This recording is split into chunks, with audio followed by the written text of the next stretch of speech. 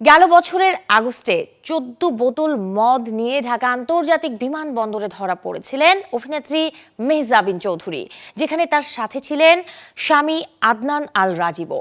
গতকাল বিকেল থেকে এমন একটি খবর চর্চা হচ্ছে দেশের গণমাধ্যম সহ বিনোদন পাড়ায়। এ নিয়ে মুখ খুলেছেন ছোট পর্দা থেকে বড় পর্দায় পা রাখা এই অভিনেত্রী। নিজের ফেসবুক পেজে দেয়া এক স্ট্যাটাসে মেহজাবিন চৌধুরী লিখেন, কিছুদিন ধরেই তিনি লক্ষ্য করছেন নানা বিষয়ে তাকে টার্গেট করা হচ্ছে। সম্প্রতি তাকে মিথ্যা মামলায় জড়ানো এবং সেখান থেকে অব্যাহতি পাওয়ার বিষয়টি স্ট্যাটাসে মনে করিয়ে দিয়ে অভিনেত্রী দাবি করেন তাকে আবারও মানহানির চেষ্টা করা হচ্ছে। মেহজাবিন বলেন, যখনই তিনি কাজে মন দেন ঠিক তখনই তাকে নিয়ে মিথ্যা খবর প্রকাশ করা হয়।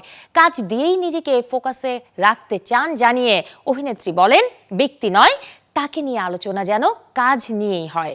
স্ট্যাটাসের শেষে সবাইকে তার পাশে থাকার অনুরোধ জানানোর আগে মেহজাবিন বলেন, সাম্প্রতিক সময়ে এআই দিয়ে তৈরি ছবি ও ভিডিওর কারণেও তার মতো অনেক শিল্পীকে প্রায়ই বিব্রতকর পরিস্থিতির মুখোমুখি হতে হচ্ছে, যা একেবারেই কাম্য নয়। বিশ্বের নানা প্রান্ত থেকে রেমিটেন্স লেনদেনে নগদ নিয়ে এলো হার না মানা হার অফার। সর্বনিম্ন 10,000 টাকার রেমিটেন্স নগদে পাঠালে থাকছে স্বর্ণের হার জেতার সুযোগ।